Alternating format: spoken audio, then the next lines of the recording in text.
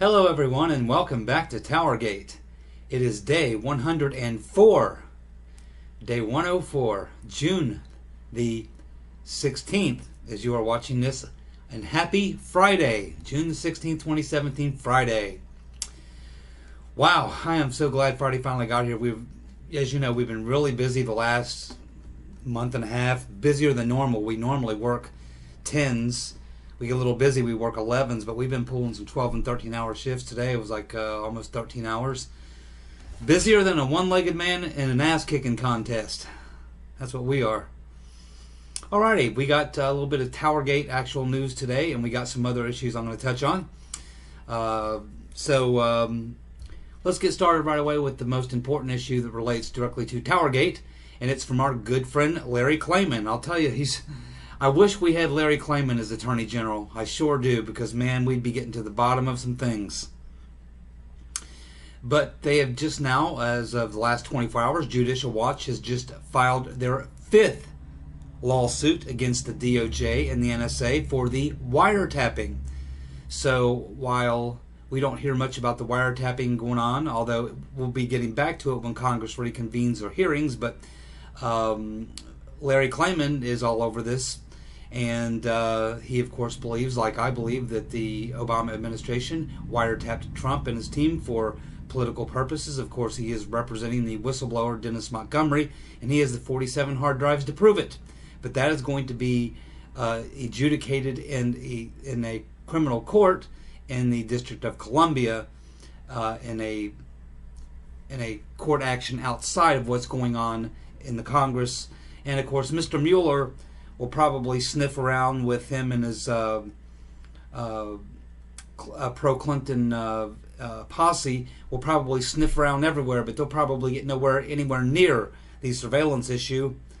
They probably won't get anywhere near the unmasking issue. They probably won't get anywhere near the leaking issue. They'll be looking for some Trump collusion or obstruction or what have you. And assuming that Mr. Mueller is not fired, which he should be, by Attorney General Sessions. I wish we had Attorney General Klayman. But he has filed the lawsuit, the 5th lawsuit he's now filed. He's also filed a FOIA request for any information he can get, which will help prove that the Obama administration wiretapped Trump. Now, I think Larry Klayman understands that he's going to get stonewalled completely trying to get any information from the NSA or the DOJ, obviously. But I think that what Mr. Klayman is trying to do is to make sure that it stays in the public conversation, the same thing I'm trying to do. So I applaud Mr. Klayman. We have to stay on this. They would like this to go away. Many Republicans would like this to go away. But I don't think that Donald Trump is going to let it go away. Larry Klayman is not going to let it go away, and nor will I let it go away. We will keep talking about this until we finally get them to actually investigate this. We already know that there was unmasking, which means there was surveillance. You have to have the surveillance before you can have the unmasking. We know what happened. The only question is, was it political? I believe it was, and I believe that is provable. So hats off to Larry Klayman for continuing to apply the pressure and stay on top of this issue. Now, let's get to a couple other things. It appears that a lot of these Republicans who came out in the first 24 hours after Mueller was named special prosecutor or special counsel, they were coming out to tell us how wonderful that was, and that Mr. Mueller would conduct a real investigation, and he's a real great guy. Newt Gingrich, Ann Coulter, all the usual suspects all came out and told us how great he was. Of course, if you watch my video, I pointed out to you that Mueller is bosom buddies with James Comey. He's connected to the deep state. He was part of the intelligence establishment that overlooked Abu Ghraib, that overlooked the lies given to us by Curveball, who brought us into the Iraq War. Mr. Mueller knew that Mr. Curveball had no credibility, yet he continued to allow the Bush administration to push their narrative based on the false information they got from Mr. Curveball, all to Mr. Mueller's knowledge. Mr. Mueller, of course, was at the head of the FBI, when all the illegal surveillance was happening under the Bush in the first 2 years of Obama. So, as I pointed out, to think that Mr. Mueller was going to be an unbiased, fair judge in this particular case, or fair prosecutor, was nuts. And now these people who at first came out and said what a great idea it is are now joining my position, which was my position from the very beginning, that Mr. Mueller is not the right guy, and really there should be no guy investigating anything, because there is no obstruction, there is no collusion.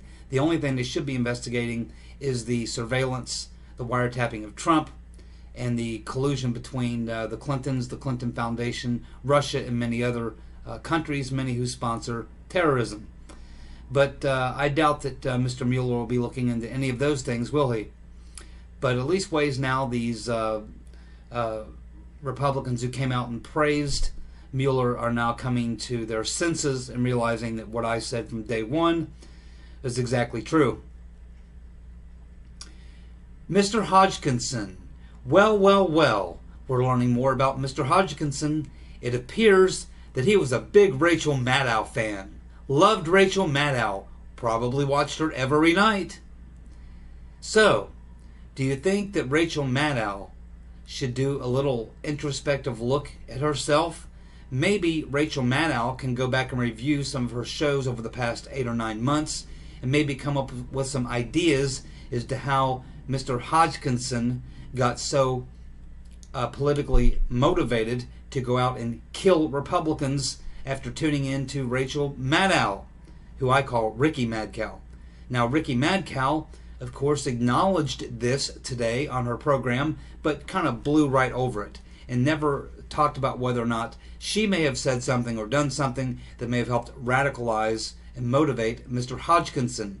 No, Rachel Maddow didn't want to talk about that, but during the Gabby Giffords affair, as my good friend from the Piper Report pointed out, I pointed out that they went after the Tea Party, which was true and correct. They were all going after the Tea Party, saying that their rhetoric is what motivated the shooter in the Gabby Giffords affair, which turned out to be, of course, had nothing to do with it. The guy who did it was just a crazy guy who took too many acid trips. Now, my good friend from the Piper Report pointed out that they really focused a lot on Sarah Palin at that particular time, and that is correct. I didn't point that out specifically, but he did in the comments, and that is absolutely true. They were talking in general about the Tea Party mentality, but they really focused hard on Sarah Palin at the time, and so hats off to my friend at the Piper Report for bringing that point to light, which is quite true.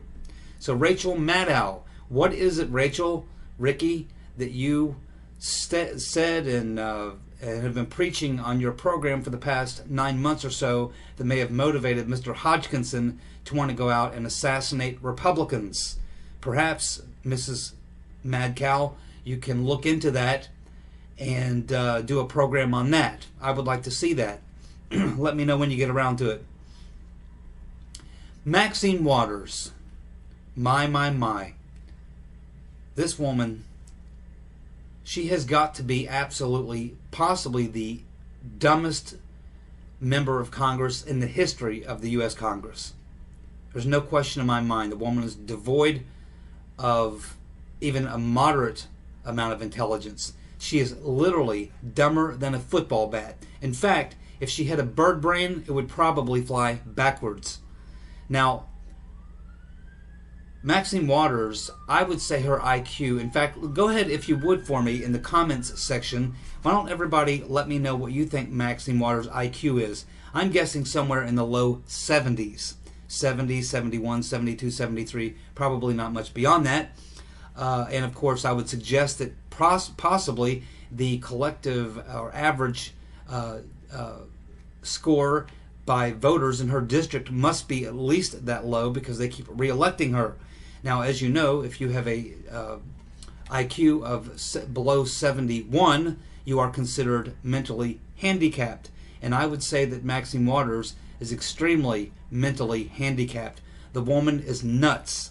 There is actually a Hispanic guy who I believe is kind of a progressive, but he seems reasonably intelligent, and he's I don't know a lot about his politics. I know he's kind of to the left.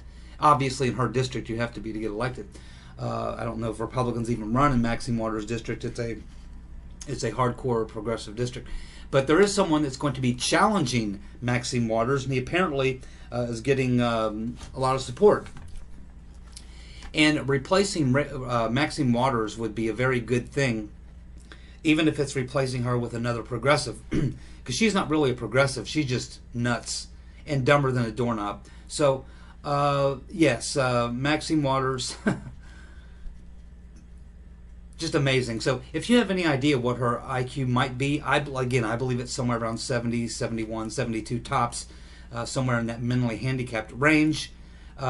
Please note in the comments section what you think Maxine Waters' IQ may be, if it even is registers on the chart. I would like to present Maxine Waters with a 5th grade evaluation of mathematics, history, language arts, grammar, geography, and science. Just the basic subjects. I would like to give her a 5th grade exam and see if Maxine Waters can pass a 5th grade test on any of the basic general subjects that we generally learn in school in the elementary years. I don't think she could pass the test. I would love to in fact, we should probably get some sort of a campaign going to raise some money or something. Donate to charity. I'll post up $100. Personally, I'll pledge $100 if Maxine Waters will take a 5th grade exam, and if she fails the exam, I will double that amount to any charity of her choice. Let's see. Yes, of course it wouldn't be politics as usual by the Dems if it wasn't for Nancy Pelosi. That's right, Nancy Pelosi is blaming Trump for the Virginia shooting, saying, quote, "The president's rhetoric and the sanctimony of Republicans largely contributed to the shooting." That's what Nancy Pelosi says. I don't think that Mr. Hodgkinson was paying much attention to Republicans. It appears that he was a hardcore Bernie Sanders supporter who spent an awful lot of time watching Rachel Maddow, and who is a hardcore lefty. My guess is it would have to be the rhetoric of the Democrats, the left-wing lunatic media, and their friends that probably motivated Mr. Hodgkinson, Ms. Pelosi, Mrs. Botox.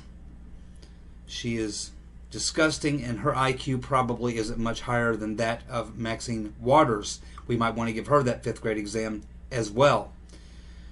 Let's see. Yes, she also stated, after making that ridiculous comment, Nancy Pelosi also stated that it's outrageous to blame Democrats for the anti-Trump rhetoric. She actually said that. She said it's outrageous to blame Democrats for the anti-Trump rhetoric.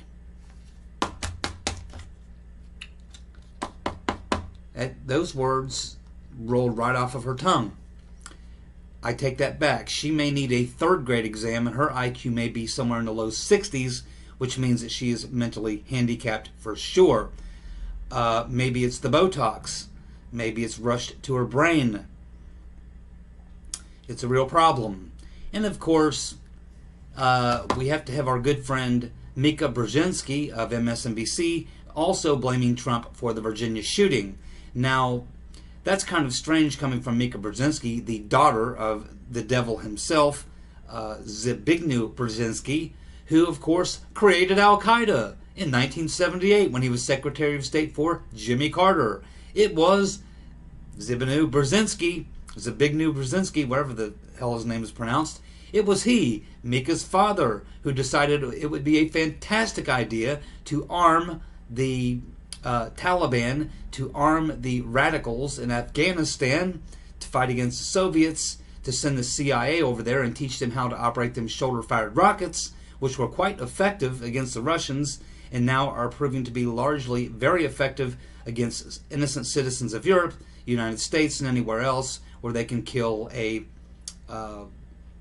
non-Muslim. So thank you very much, Mika Brzezinski, daughter of Satan, for blaming Donald Trump for the Virginia shooting. That is probably the stupidest thing I can possibly imagine. Again, I mean, it's just, you know, when you're dealing with trying to do political analysis of liberals, particularly the group we have now, it is nearly impossible, because you try to work from a position of facts, logic, and things and such, to come to a reasonable determination about how to analyze a particular thing. But when you're dealing with people like Pelosi, Mika Brzezinski, and Maxine Waters and Schumer, when you're dealing with people like this, you know, it's nearly impossible to analyze them, because they're not they're not. I don't even know what the word is. I don't even know how to describe the word. You can't analyze these people. I mean, they're nuts. So I just don't know, you know, what to think about it. But anyway, that is what is going on today. Day 104, TowerGate, June the 15th, 2017. Also, one last thing. Of course, we talked a little bit about Shakespeare, and I know Mr. Shapa, Mr. E. Shapa, one of my favorite viewers of my YouTube channel. He was pointing out some very good points in his comments regarding some more details about Caesar and the people around him, which are factually correct. Actually, I didn't go in quite the detail he did, but he certainly points out some good points in there in the comments section, so you may want to take a look at Mr. Shapa's comments there. But at the end of the conversation there, I made a note back to him that these advertisers in the last couple of days are pulling out big time, and I think that this, in fact, I think they've had so many advertisers pull out of this Shakespeare type play that they've been doing, that I think they're going to shut the show down. And probably, since the events that happened yesterday with the shooting of Steve Scalise and 3 other people, I believe they probably will shut that thing down. So, and they should. It's disgusting. So anyway, that is Friday, TowerGate, day 104, June the 16th, 2017.